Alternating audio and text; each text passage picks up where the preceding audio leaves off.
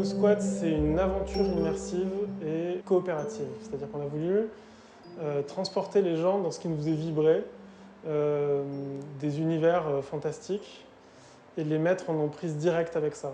La spécificité du projet, c'est qu'on peut toucher les choses, on peut agir directement sur l'environnement. On est dans une sorte de sous-marin qui est un peu le Nautilus dont on a rêvé quand on était gamin. Sauf que là, c'est à nous de prendre la barre, c'est à nous de tirer des torpilles, c'est à nous de faire avancer les choses et d'être vraiment en prise avec l'aventure. C'est aussi une aventure collective, c'est-à-dire que pour vivre toute cette immersion, on ne peut pas le faire tout seul, il faut être avec ses amis ou sa famille, des gens autour de nous, et collectivement, on va devoir surmonter des épreuves et découvrir les abysses, parcourir un monde merveilleux qu'on explore avec ce sous-marin. Alors c'est une idée que j'ai eue il y a maintenant 5 ou 6 ans. Il faut savoir que aussi bien moi que Adrien et Philippe, qui sont les deux autres associés, on vient tous du monde du jeu de rôle grandeur nature. Et donc on avait cette volonté de créer des univers, de créer des histoires pour des groupes de joueurs. Et l'idée après, ça a été de dire mais ça marche super bien, mais c'est réservé un peu à une petite caste de personnes qui acceptent un peu des choses un peu particulières, un peu étranges pour le grand public. L'idée était de dire comment on peut apporter ça au grand public, et la réponse c'est la technologie, c'est-à-dire faire énormément d'efforts de décor, énormément d'efforts avec des dispositifs immersifs, etc. pour que la barrière devienne transparente et que les gens rentrent dans nos univers parce qu'en fait ils n'ont pas le choix. On les a rentrés dans un sous-marin, tout fonctionne comme un sous-marin, tout répond, tout ressemble à des dispositifs qu'on pourrait imaginer dans un sous-marin un peu fantastique.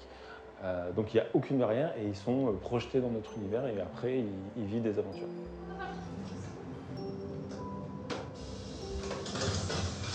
Yes! Yes, yes, yes! Tu l'as eu? Attends! Tu peux récupérer là ou... Vas-y, tiens. Oh yes! Les points positifs qu'il y a avec cette attraction dans ce qu'on a pu découvrir, donc on avait ce qu'on avait imaginé, donc c'est un jeu qu'on a conçu pour être extrêmement collaboratif, donc les gens doivent s'organiser et doivent... les postes sont interdépendants les uns des autres. Vous ne pouvez pas avancer si le mécano ne vous met pas le gaz. Le pilote ne peut pas savoir où il va si le sonar ne lui indique pas la direction, et ce genre de choses. Donc on est sur quelque chose où tout le monde est important et tout le monde doit communiquer avec tout le monde. Donc c'est vraiment une expérience de jeu qui est très... faut trouver comment s'organiser, etc. Alors, ce qui est assez amusant, c'est que vraiment tous les groupes sont très différents. Et en termes de liens, je ne pourrais pas vous dire en gros une généralité de oui, ça crée du lien, etc. Par contre, on a observé plein de petites histoires comme ça ou de choses qui se passent dans le sous-marin. Le grand classique, j'aimerais dire, c'est quand on a un enfant qui va commencer à toucher tous les boutons dans le sous-marin.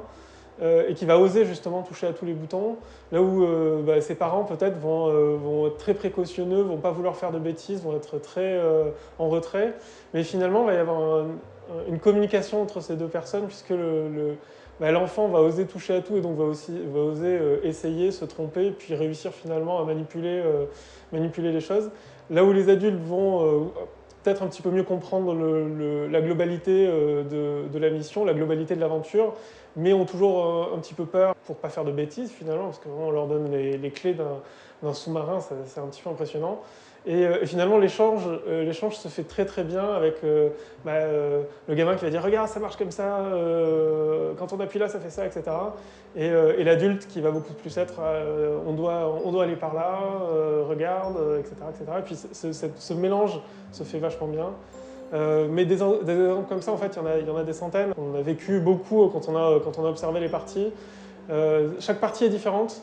Chaque partie est l'occasion pour les groupes qui jouent de se découvrir autrement finalement et d'avoir des nouvelles manières de jouer, des nouveaux liens, de se découvrir les uns les autres en fait. Le jeu ça a cette grande vertu que de révéler aussi énormément les gens les uns aux autres finalement.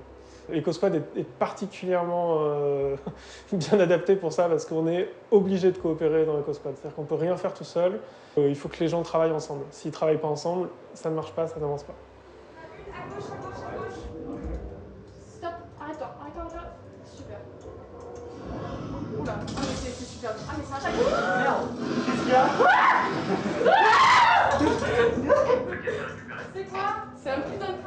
Moi, je suis hyper fier justement d'être dans un truc qui va pousser les frontières un peu plus loin, tout le côté immersif, le côté physique, le côté où vraiment les joueurs, on leur propose tout de suite d'être dans un endroit qui les plonge dans l'univers.